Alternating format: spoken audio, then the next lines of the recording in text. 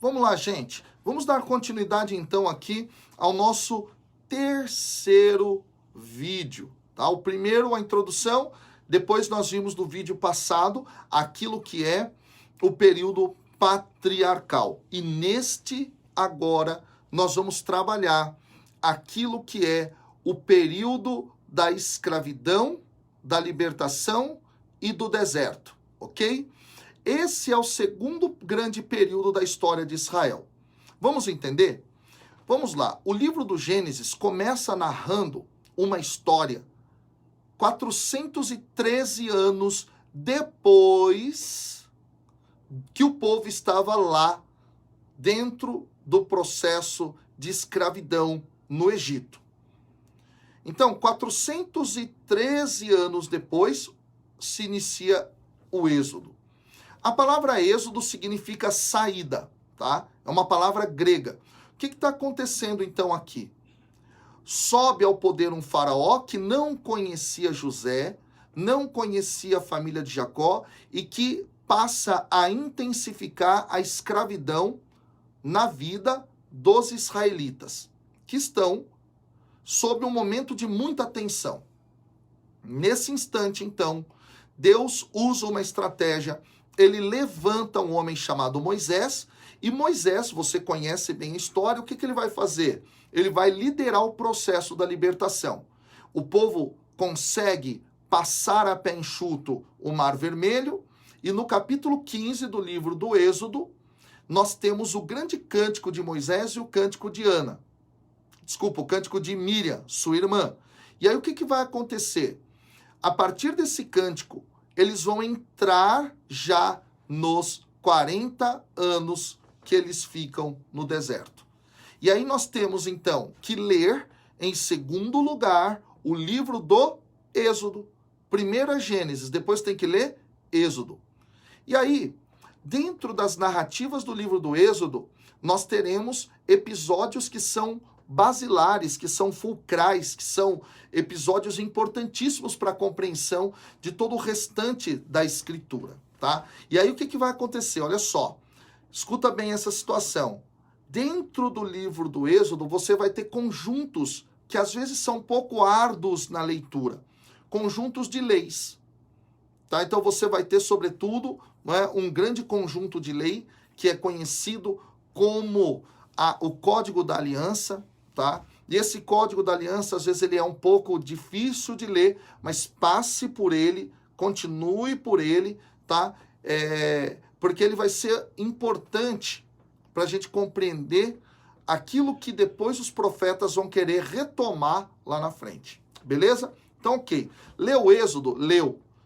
A história do povo no deserto continua pelo livro do Levítico, e o livro do Levítico ele é um livro um pouco mais pesado, é um livro que contém mais conjuntos de leis do que narrativas, tá? Você leu o Levítico, e aí eu dou uma dica, o Levítico, talvez você não precise lê-lo inteiro, porque de fato ele é um livro um pouco mais moroso, ele é um pouco mais pesado. Você tem que compreender, não é, o que ele é. Ele é a lei que Deus entregou para o povo, tá? E aí, no livro do Levítico, que vai se enfatizar esse conjunto de leis mais pesadas, sobretudo o Código de Santidade, beleza? Então você leu Êxodo, Levítico, aí você passa para o livro dos Números. O livro dos Números, ele tem muitas genealogias, nomes e nomes e nomes e nomes e nomes, sobretudo na parte inicial dele, mas ele também contém ciclos narrativos interessantes do momento em que o povo de Israel estava nos 40 anos do deserto. Então eu sugiro fortemente que depois de Levítico você leia Números, tá? E depois dos Números, você já tem o povo prestes a chegar na Terra Prometida. E aí você tem o livro do Deuteronômio. O que é o livro do Deuteronômio? É um conjunto de 34 capítulos que vai tratar sobre a interpretação que Moisés fez da lei para a nova geração que chegou no deserto, que saiu do Egito e que estava no deserto, tá? E aí ele vai fazer essa interpretação para o povo e ele vai morrer. Os 34 capítulos do livro do Deuteronômio consistem justamente no último dia e no último discurso, que é a interpretação da lei de Moisés. Por isso o nome Deuteronômio. Deuteros significa segundo, nomos significa lei. E por que ele faz isso antes do povo entrar na terra? Ele faz isso, gente, justamente pelo fato de que aqueles que tinham saído do Egito, boa parte tinham morrido. E aí você tem agora uma nova geração que não conhecia a lei dada pelo Senhor lá no Monte Sinai, ok? Então, terminamos aqui o período da saída do povo do processo da escravidão.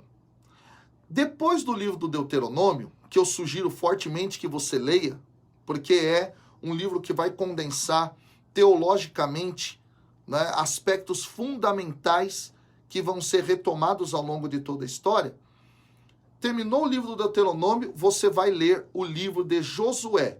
Quem é Josué? Josué é aquele que vai passar a liderar o povo de Israel.